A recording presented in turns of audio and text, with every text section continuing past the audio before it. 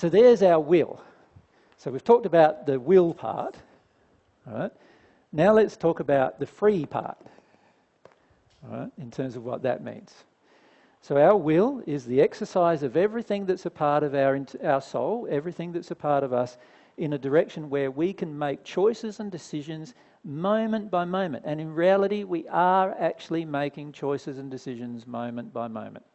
A lot of times we're not aware, but many times we can be aware if we chose. So there's the exercise of our will. Let's look at the free part. The free part of it is in particular in operation on the earth, or you could say in the physical form. And this particular operation is that God, the creator of the gift of this will, who's given you this gift of will not control the use of the will. So God does not control how you use your will. God, in fact, has no expectations at all about how you use your will.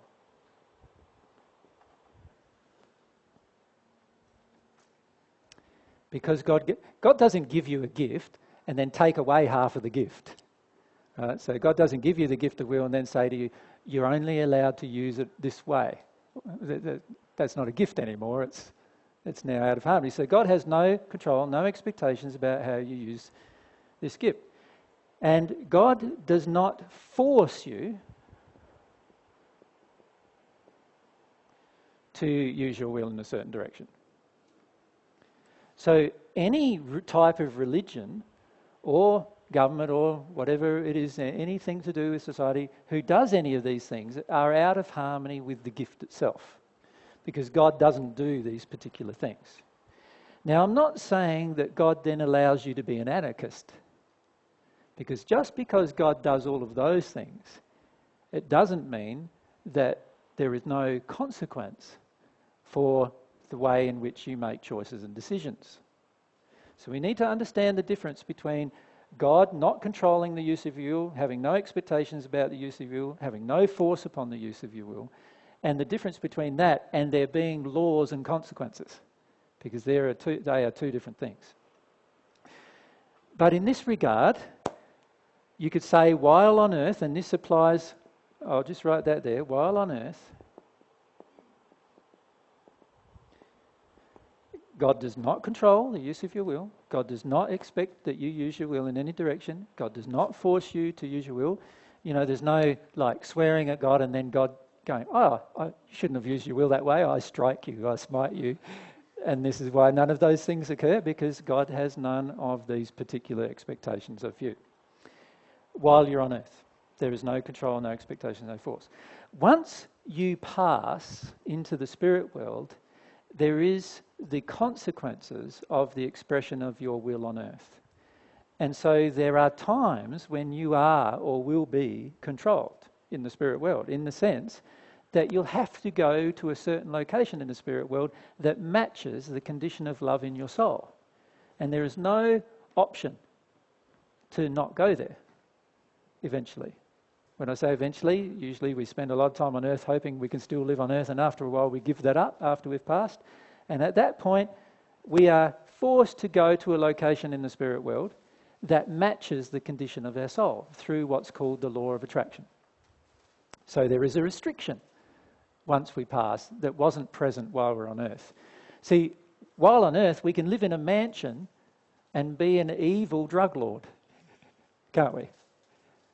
In the spirit world, you can't live in a mansion and be an evil drug lord at the same time.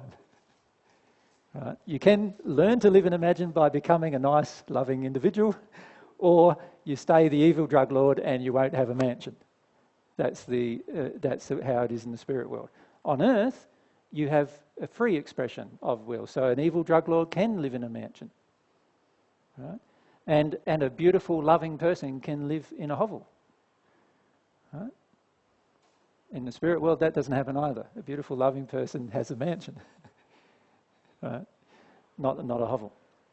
So on earth, there is this freedom about the expression of our will, in that we're not forced to go where God feels we should be, perhaps, because in the end, in the spirit world, that's where we end up. But we're not forced to go there. We have the choice.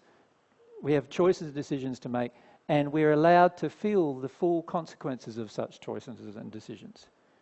It's not forced upon us that we will have to do something different. So this is the freedom we have while on earth. But this freedom does not mean that there are no consequences. Because the reality is, there's a consequence for every single choice and decision we make. It's just that the majority of the time, we are not sensitive to the consequence. You can become sensitive to the consequence, but for the majority of us, we're not sensitive to the consequences. But there is a consequence for how we use the choices and decisions we make. Now, if I can draw it this way,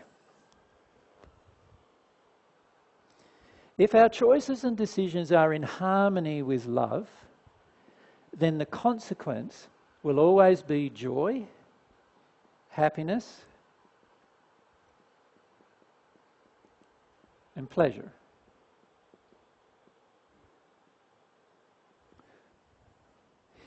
If the choices and decisions we make are out of harmony with love, so there's no love in them,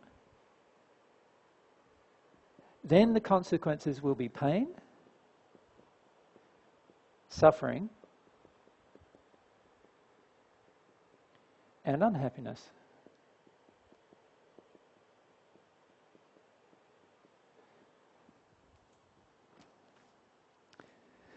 So just, if we have the mic over there just behind. Yeah, no, you're right, behind. Thanks.